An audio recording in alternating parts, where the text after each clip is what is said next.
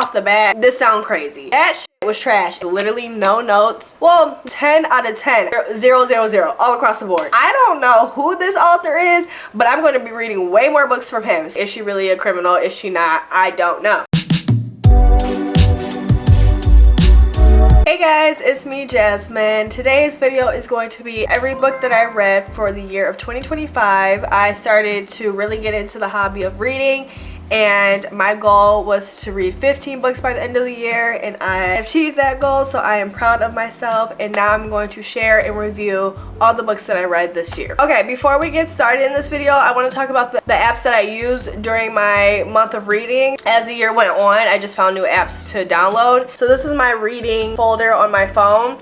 I have Fable, Audible, and Libby. I do immersive reading where I'm listening to the audiobook as I read, because I just feel like it makes the book way more interesting, entertaining, hearing it and like imagining it. Like, it just makes it more real, so I really like that. And for anyone that tries to say that immersive reading is not real reading, click out of this video because I don't have the time for that. Anyways, next is Libby. This is a free app you can get when you link your library card to it. Then you have access to free audiobooks and free like online books as well. So I did get this a little later in the year, so I'm going to be using that a lot more in 2026. Yeah, I highly recommend getting a library card and downloading the Libby app. So yeah, grab a snack, get cozy, because we're going to go in depth the 15 books that I read in 2025. So I have some of the books that I've read in physical copy, and then I also got a library card this year, so some of them are not here, but I will insert the picture of it on the screen. So in no particular order, let's start off with book number 1. It's The Crash by Freida McFadden. So overall, I'll rate this book a 3 out of 5. Synopsis of this book is a gut-wrenching story of motherhood, survival, and twisted expectations. And now when I read that, I'm like, okay, this is going to be putting us through a lot of ups and downs in the book. Honestly, it really didn't do that. It gave us like 3 ups and downs,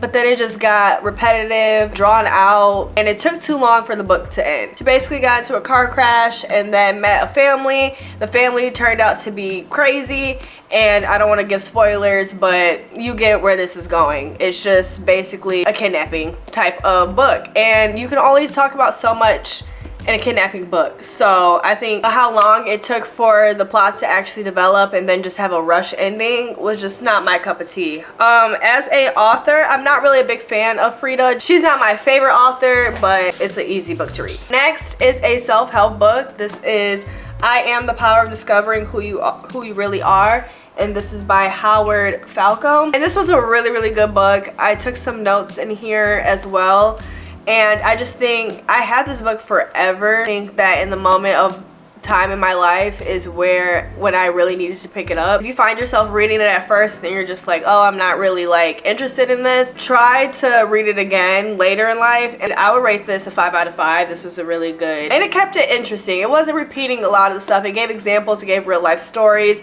so I really like how he wrote this. I think it's just something that you can read over and over again to just remind yourself, who the fuck am I? Okay, this one is my favorite book of 2025. I can't wait for her to drop her second book. It will come out in February.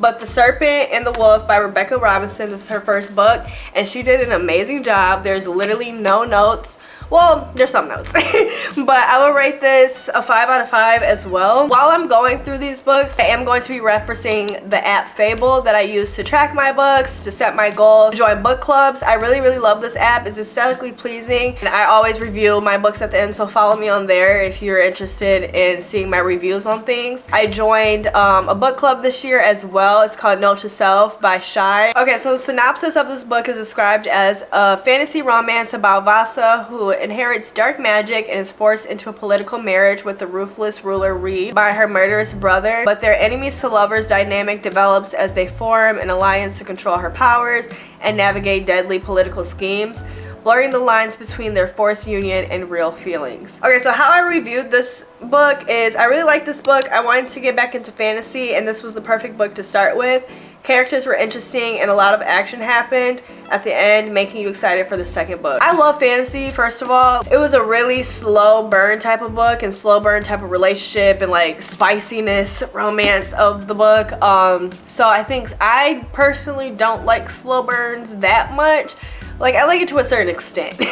Because in a book, it's like, it was literally like this much of the book was leading up to the relationship, and then only this much was at the actual like spiciness of the relationship. It just picked up, you know? And I feel like a lot of books have been doing that lately that I've been reading. Like, it just takes forever to get to the climax, and then as soon as we get to the climax, it's at the end of the book and you're rushing the end. So that was my notes about her, is that she did rush the end. There was a lot of details left out, but like I said, it will make you excited for the second book. All right, next book is A Very Bad Thing by J.T. Ellison. This was honestly a really good book. I would give this 5 stars. So the synopsis for this is, it's a thriller about best-selling author Columbia Jones, who is found murdered after collapsing on her book tour, revealing a past built on lies and secrets that threaten to destroy everyone around her, especially her daughter Darian.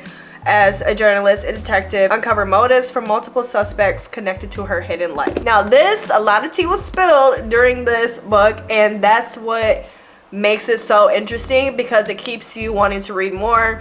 It keeps on giving you tidbits of their life, and then they fully explain it. There were so many plot twists in this, and lots of characters in it to keep you guessing of like what really happened, who really killed her, or who was part of her murder. And the cover is really cute. Next book is the Kennedy Ryan series. So I read all 3, and I'm just gonna talk about this one for right now. This is Before I Let Go, her very first one. Kennedy Ryan is a really good author, especially for people of color. All of her characters in the series are minorities, so if you're a person of color, I really recommend reading these because you can relate to it a little bit more. I would rate this one a 3.5 out of 5, only because I read the other 2 books and this wasn't my number 1. So this synopsis is a divorced couple, Yasmin and Josiah Wade, who must navigate co-parenting their kids and running their restaurant, but find themselves getting drawn back together, exploring a second chance at love while confronting past traumas like the stillbirth of their third child and mental health struggles. It just talks about the struggles of the good, bad, and the ugly of marriage. So I really like this, how raw and vulnerable this was. This is your sign to go to your local library and get your library card. This little ass stack right here is probably at least like over $100. I don't understand why books are so expensive. Alright, so the next book is called Not Quite Dead Yet. I rated this a 4.5 out of 5 stars. So this was a really good book. The synopsis of this follows a 27-year-old Jet Mason who, after a brutal Halloween night attack, is told she only has a week to live due to a catastrophic brain injury. Holly Jackson did her big one with this because it was fast-paced. We literally went through the whole entire week of her trying to solve her own murder. First of all, like, that's very badass. Only had a week to live. The ending was a big plot twist. So I reviewed it as I enjoyed it. I suspected who was the killer just a little, so she did a good job not making it so the writing tried to appeal to a younger crowd a little too much and got to be annoying, but overall good plot. It made me want to keep reading. So yeah, I don't like when books try so hard to use like young people lingo when we know the author is like 50. He just talk normally. Okay, so the next book is She Didn't See It Coming by Shari Lapina. I did not like this book at all. I would rate it a literal 2 out of 5. So the summary of this is Bryden Frost, a working mother in Albany, New York, is running late to pick up her daughter Clara from daycare. She's distracted by a text. She rear-ends a Tesla at a traffic light.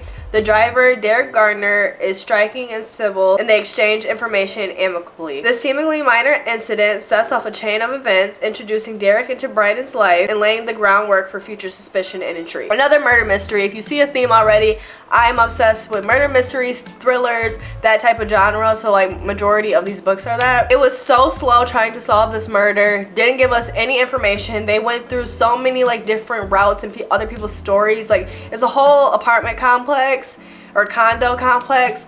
They just went through everyone's story and it didn't even relate to the actual plot of the killer or Bryden, which is the girl that died. So I'm just not understanding why we need to know certain information. They could have kept it. The ending again was rushed. Finally know the killer is on like the last 3 pages of the book. My review is this book pissed me off. I didn't enjoy it at all simply because it was not detailed enough for the stuff that actually matters, but way too detailed on the things and people who didn't matter at all. It wasn't descriptive for the cause of death, the autopsy, or the forensics, and that's literally one of the main parts that makes a murder mystery fascinating. I don't know, she lost me a lot, and it felt like I was forcing myself to read just to finally get to the end and get some action. It was trash, so don't recommend that one.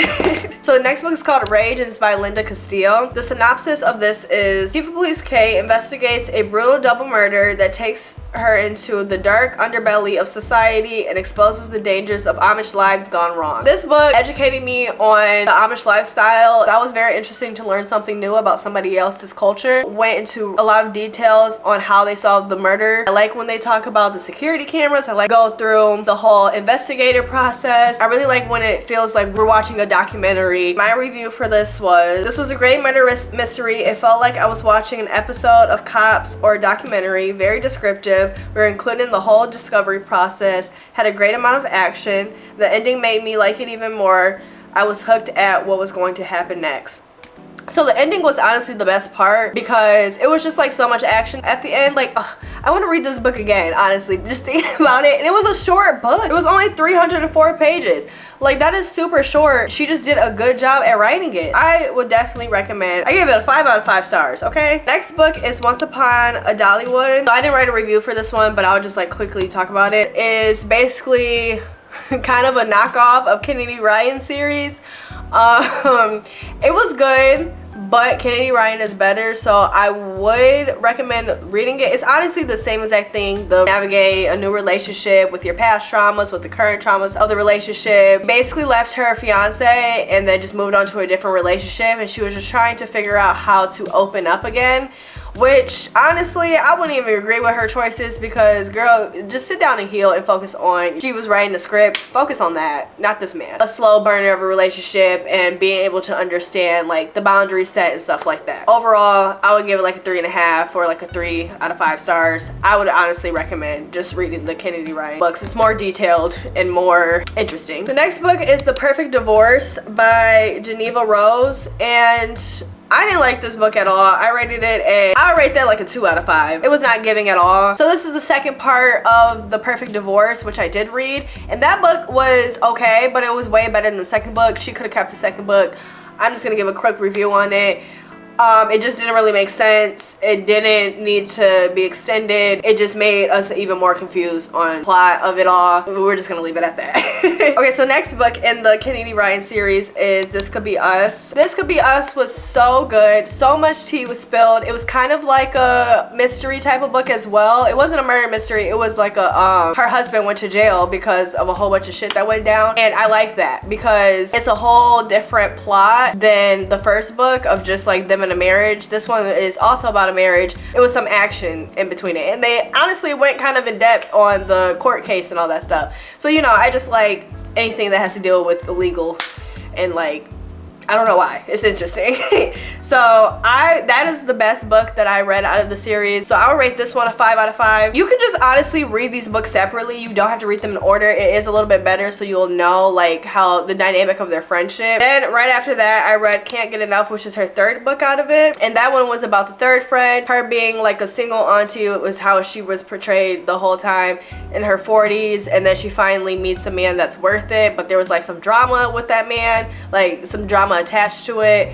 Her mother is sick and she just talks about how to navigate that. It wasn't her best one, but I think that was number 2. I really just think this one is number 3. I don't know why. I'll rate that one a 4 out of 5. Okay, so the next book is None of This Is True by Lisa Jewell, and this was the book that we read in the book club. This was honestly a good, weird ass book. Like, I don't understand. It was just very strange. She was pissing me off in some ways, but also it was good. It was a good balance is what I would say. It was amount of normalness and then like also you're pissing me off at this point. Like, girl, what are you doing? The synopsis for this is a psychological thriller about podcaster Alex Summers, who met Josie Fair, her 45-year-old birthday twin, and agrees to feature Josie's strange life on her podcast, only to become entangled in a web of dark secrets, manipulation, and murder, ultimately finding herself the subject of her own true crime story as Josie's dangerous instability escalates and threatens Alex's family, blurring the lines of reality and truth. So already off the bat, this sounds crazy. Like I said, I do immersive reading, so I listen to the audiobook while I'm reading. I love the audiobook of this. The production of it was really, really good. It felt like we were in like a documentary. I rated this book a 4.5 out of 5. My review is I liked it. She was very creative with the ways to keep us drawn in. Almost every chapter had a new plot, and yes, it makes it sometimes confusing, but I like being stimulated in a book. Honestly, this was like kind of overstimulating, but like in a good way, because there were so many things happening. I hate a lot of fluff, and she didn't have that at all. The bonus chapter made me a little more confused. There was a bonus chapter, and that, I don't know if she's gonna have a second book on it. She could have kept that because it made it even more confusing. We don't know who killed who, what really happened. Is she really a criminal? Is she not? I don't know.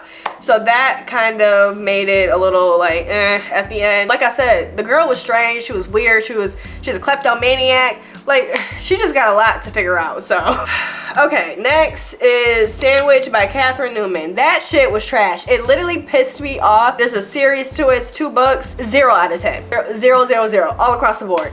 I'm just not for the books where it's a rich family that goes on family vacations and everything is narrated from the mom's point of view and how she is navigating how to be an older mom. Her kids all grown up, the struggle she went through her pregnancy. I just don't think I was the target audience, and I feel like a lot of people in the reviews on Fable said there also wasn't a target audience for it.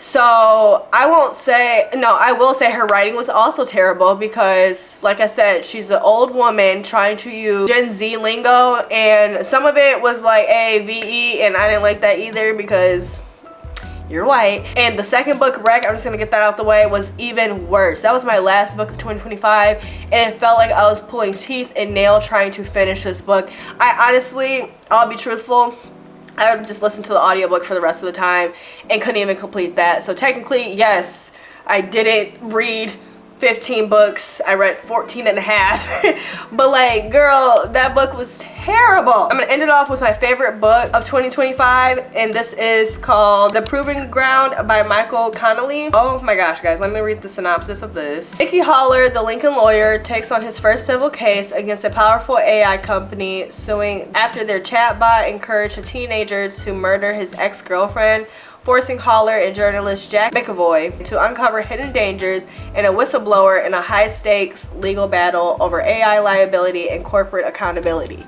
This book was 10 out of 10. I don't know who this author is, but I'm going to be reading way more books from him. I said this book was a really good and engaging book. I didn't want to stop reading. There were a lot of parts that you couldn't just take a break from. You want to know how it plays out. This book was from the lawyer's point of view and the process they go through. I like that I could learn the judicial process while being engaged with drama in the behind the scenes. Mickey was a good lawyer, and I can't wait to read more books from this author. He beautifully executed how lawyers pick the jurors, how they pick a case, how they navigate a case, them unfolding the case. Like, there was just a lot of detail, a lot of back and forth dialogue, point of when they're like arguing back and forth in court. Like, you can't just stop in the middle of that. Like, you have to read the whole court section and then you can be done. So there were just times where I was just up until 2 a.m. just reading because I just couldn't stop. All right, thank you guys so much for watching. I hope you enjoyed this kind of long video of me talking about all the books that I read this year. I haven't set a goal yet for how many books I want to read, just because I think I am going to take a break in January from reading, because right now I don't really have time. Like, I'm trying to focus on my social media right now. Reading those 4 books before a deadline was kind of like stressful, so it kind of took the fun out of reading. So I like to take a break so I can like freshly join back into reading. Let me know your recommendations, any books that stood out to you. Read any of the books that I talked about, let me know your review on it. Follow me on Instagram because I do post what book I'm currently reading and a quick review on there too. Don't forget to hit the subscribe button, and I'll see you guys in my next video. Bye!